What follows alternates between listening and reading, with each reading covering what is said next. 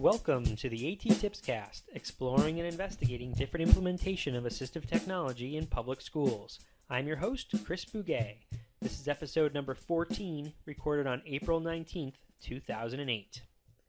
2 weekends ago, we got a new TV. Well, new to us anyway. My wife's uncle got the new TV, and we got his used one. So there you go. If you are planning on robbing our house, well, we're the house with the used TV in the living room. There isn't a day that goes by that the vast majority of the public at large doesn't watch at least a little bit of TV. We all know that, but here's something I bet you didn't know. Kids watch TV too. I know, you wouldn't have believed it, but they do. In fact, here are some stats I found from a website from the California State University at Northridge. The approximate number of studies examining TV's effects on children is about 4,000. The percentage of daycare centers that use TV during a typical day is 70%. The percentage of 4 to 6-year-olds who, when asked to choose between watching TV and spending time with their fathers, preferred television is 54%. And here's the big one. The number of minutes per week that the average child watches television is 1,680 minutes. That's 28 hours a week. That's more than one full day a week. I'll have a link to this website on the A.T.TIPSCAST.wordpress.com site so you can check out all the stats yourself.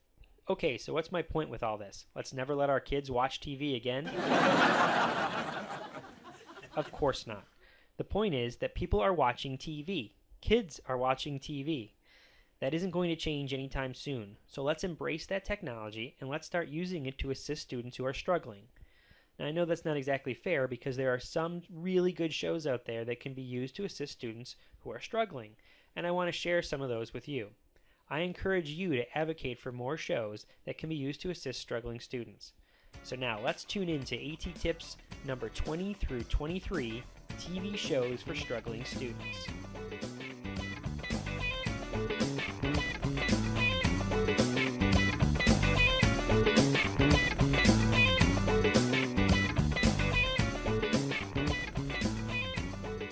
There is tons of educational programming on TV. There are whole channels dedicated to education. The History Channel, the Discovery Channel, Animal Planet, the Science Channel, and so on are just a few. Some of our favorite shows are on these stations, but these are no-brainers. You don't need a podcast to know that watching the History Channel or the Discovery Channel would be good for students to help them with their education. What I'm going to talk about are the shows or aspects of shows that you don't necessarily realize are modeling or teaching a skill that could be useful for students who might be struggling. I should note that this is skewed a little young because, well, that's where our family is right now, and so we're watching a lot of these shows. Maybe in 10 to 12 years I'll have another podcast that refers to some teen shows. Game, game, game, game, game, game, game, game, game. Oobi. Oobi is a hand. Not a puppet over a hand, but just a hand. Yes, a live-action hand. This is not an animated show. All of the characters in the show are hands, and they all have these little Mr. Potato Head-like eyes. He has a family and friends, and they go on adventures and learn all sorts of useful stuff. But here's especially why I like Oobi. The language they use. Every character speaks in 1 or 2 word utterances. You'll hear Oobi say something like, You, yes, or, Oobi, grow flower. Every character speaks this way. This sort of speech is a perfect model for students who are at the 1 to 2 word level. When modeling communication for a child, it's best to provide the child with utterances that are at the same length or 1 word longer than where they are. So if a child is using 1 word utterances, it's best to use 1 to 2 word utterances when speaking to that child. Oobi does a great job modeling 2 to 3 word utterances.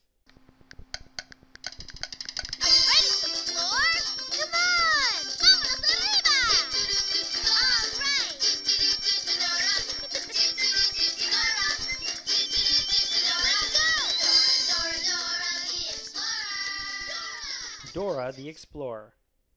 I'm not a fan of the false R rhyming in the title. I mean, couldn't her name have been Jennifer or Taylor the Explorer? But this is about what I like about Dora, not what I don't like. Immediately, you might think, Dora speaks Spanish, so it's good for learning English and Spanish. And yeah, that's probably true, but that's not why she made my list. Dora made my list because each episode is formulaic with a built-in sequencing review. In every episode I've ever seen, Dora talks to the map and they visit 3 locations. 3 boxes come up on the screen and they review the order they need to follow to get to each location. These boxes come up after they reach each destination and Dora reviews them again. For students who have trouble sequencing or telling a story in a linear format, Dora provides an excellent model over and over again in each episode. Muy bien, Dora. Muy bien. Who's got the power to lead? Who answers the call for friends in need? Super why? Super why? He's the guy, he's super why? Who's got the power? Super Why. If you haven't seen this show, it's a mix of superheroes, classic fairy tales, and reading. It's computer animation at its finest. There are these 4 characters, one of which is named Super Y. They live in Storybook Village, and in each episode, they have some sort of problem to solve. This is when they turn into the Super Readers and fly into a classic storybook that has a similar problem. Along the way, each of the characters use their powers, spelling, rhyming, alphabet power, and the power to read, to help the characters in the storybook to solve the problem. Why do I like it? For a few simple reasons. The show does a fantastic job of combining classic stories with reading concepts.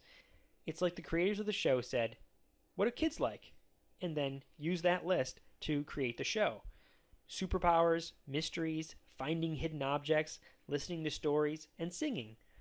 Also, in every episode, the characters dance just like I do at every wedding I ever go to. Cyberchase, we're moving, we're beating Hacker at his game.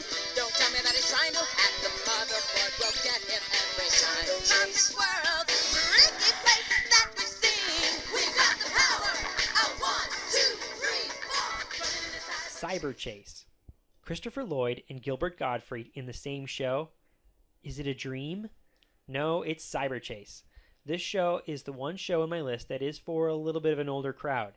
It's about 3 kids and a friendly bird who need to use mathematical concepts to stop the evildoer from taking over. The math concepts are usually stuff like fractions, percentages, and so on. It's not a preschool age show. How many times did I sit in math class and wonder, geez, when will I ever use this stuff in real life? How often does that happen every day in contemporary math classes? I bet it happens all the time. Cyberchase explains the concepts and shows the practical usage of the concepts all in kind of an entertaining way. These 4 shows are just a few of the shows that my family likes to watch. I mean, really, how do we get all of our required 28 hours of watching television in if we only watch those 4 shows? So I just wanted to recap and say that these shows, I think, have some particularly good aspects to them for working with students who are having difficulties in those areas. Just so you know, I don't get any money for jockeying these shows. I just think they are particularly good at what they do. For all of these shows, check your local listings. But Cyberchase episodes are available for a fee on iTunes. Super Y has a few free episodes on iTunes, and Dora has some shorts available on iTunes. You can also check out my A.T.TIPSCAST.wordpress.com site, where I'll have links to the websites for each of these shows. Each of these websites have interactive activities for children along with integration ideas for parents and teachers.